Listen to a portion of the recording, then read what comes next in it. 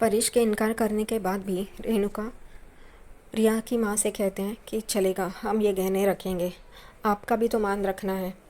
और इस वजह से सब लोग चुप हो जाते हैं। रिया की माँ आकाश और रिया को सारी चीज़ें देती है और फिर यही कहती है कि आपकी बड़ी बहू तो इतना लाई ही होगी ना, क्योंकि वो भी तो एक बड़े ख़ानदान की है और दुबई में है उसके पापा।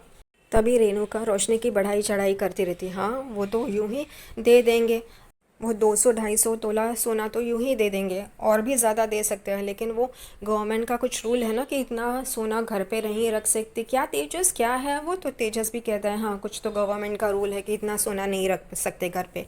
और वो कहती है अच्छा, वो कहती है अगर रोशनी के पापा ने सोचा तो वो एक पूरी की पूरी बिल्डिंग भी दे देंगे। ये सब सुन के रोशनी एकदम चौंक जाती है, वो काकू करके बोलती है, लेकिन रेणुका चुप नहीं रहती है, वो उसका चालू ही रहता है।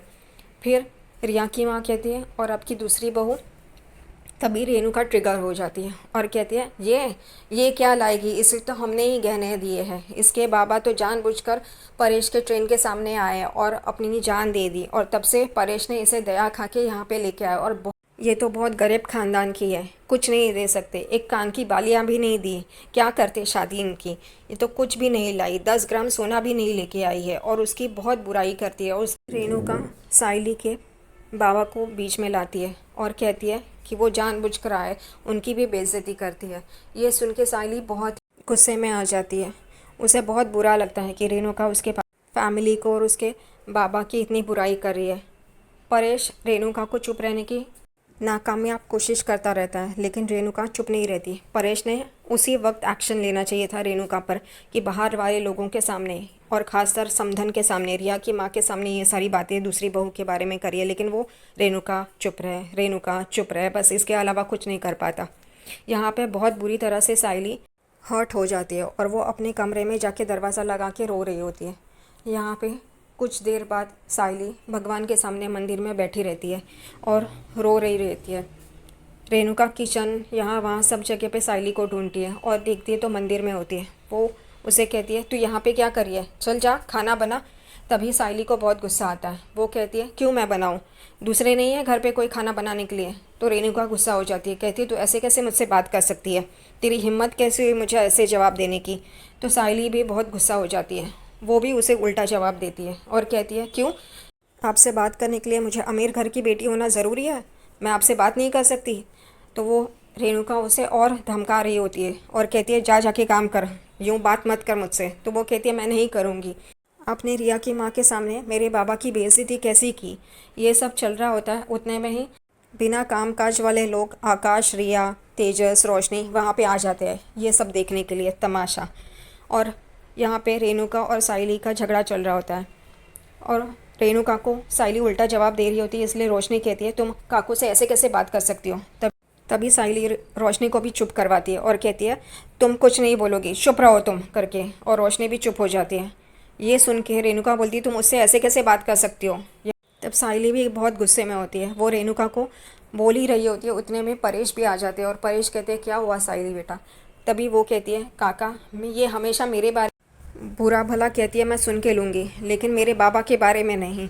और ये क्या कह रही है रिया की माँ के सामने, बाहर वालों के सामने, कि मेरे बाबा आपके ट्रेन के सामने जानबूझ कर आए, इन्होंने जानबूझ कर किया, इस वजह से आज मैं इस घर पे हूँ, क्या समझते क्या है करके।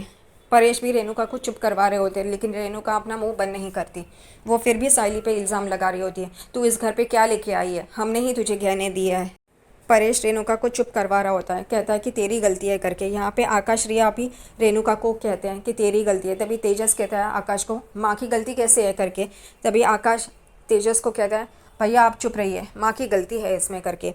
यहाँ पे ये सब सुन के रेणुका और गुस्सा हो जाती है, वो सबको कहती है अगर मेरी गलती है तो मुझे अपनी गलती बताओ, साबित करके दिखाओ मेरी गलती है करके। सब लोग चुप हो जाते हैं।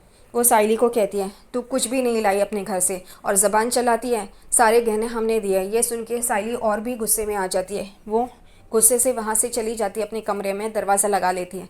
यहाँ पे रेणुका बाहर चिल्लम चिल्ली कर रही होती है कि इतनी हिम्मत है तो बाहर आना, क्या हुआ, अब हिम्मत नहीं है क्या मुझसे बात करने की। तभी परेश उसे चुप रहने के लिए कहता है, लेकिन रेणुका चुप नहीं रहती। परेश में इतना क्या है कि वो अपनी बीवी को चुप नहीं करा सकता और उसकी हिम्मत बढ़ती जा रही है। इस वजह से परेश भी पागलों की तरह कुछ कह नहीं सकता और कुछ बोल भी नहीं सकता, और इसी वजह से रेणुका की हिम्मत बढ़ती है साइली को इस तरीके से बोलने के लिए और उससे ऐसे बर्ताव करने के लिए। अगर परेश ने वक्त रहते ही सख्ती से अगर कुछ किया होता तो रेणुका की इतनी हिम्मत नहीं बढ़ती, पर परेश कुछ भी नहीं कर पाता, सिर्फ रेणुका बस चुप ऐसे ही बोलते रहता है। यहाँ पे रेणुका का यही चल रहा होता है, उतने में ही साइली दरवाज़ा खोल के बाहर आती है और सब लोग उसे देखते रहते हैं। साइली आती है और टेबल पे अपने गहने रखती है और काकू को कहती है, यही आपकी परेशानी है ना, तो लीजिए आपके गहने, मुझे नहीं चाहिए आपके गहने। ये सब चल ही रहा होता है, उतने में सचिन भी वहाँ पे आ जाता है। साइली को इस तरीके से देख के सचिन उसे पूछता है क्या हुआ करके, और सब लोगों को देखता है। सब लोग ऐसे हैरान होकर साइली को देख रहे होते हैं। यहाँ पे साइली एकदम से गुस्से से रेणुका को देख रही होती है। सचिन बाबा को पूछता है क्या हुआ करके, लेकिन सब लोग चुप रहते हैं। आखिरकार सचिन साइली को बोलता है क्या हुआ, बता तो सही। तो तभी साइली सचिन को कहती है, इन्होंने रिया की माँ के सामने मेरे बाबा की बेइज्जती की है, मेरे परिवार वालों की बेइज्जती की है। कहा कि मेरे बाबा जानबूझकर काका की ट्रेन के सामने आए ताकि मैं इस घर में आ सकूं। इन्होंने मुझे गहने दिए, इसलिए मैंने ये गहने लौटा दिए, मुझे नहीं चाहिए इनके गहने। सचिन को सारी बात समझ में आ जाती है। वो साइली को कहता है ये गहने क्या इसने नहीं खरीदे हैं, ये बाबा के पैसों से उन्होंने ख़रीदा और आजी ने पैसे दिए हैं, तो ये गहने तू रख सकती है। वो कहती है नहीं करके, और यहाँ पे रेणुका गुस्से से दोनों को देख रही होती है। सचिन बाबा को कहता है क्या हुआ बाबा, तेरी बाई को क्या तमाशा करती है, हमेशा का क्या है इसका नाटक। तभी परेश कहता है इसको कौन समझाएगा, ये समझने के काबिल है क्या। तभी रेणुका गुस्से से इन लोगों को देख रही होती है। फिर रेणुका साइली को कहती है अगर इतना ही तुझे शौक है सारे गहने लौटाए हैं तो मैंने और एक गहना दिया है, तेरा मंगलसूत्र, वो कहाँ है, वो तो तू नहीं लौटाएगी ना। और उसे हंस हंस के चिढ़ा चिढ़ा के बोल रही होती है। उतने में ही साइली अपना पल्लू बाजू में करती है तो देखते हैं उसके गले में उसका मंगलसूत्र नहीं रहता।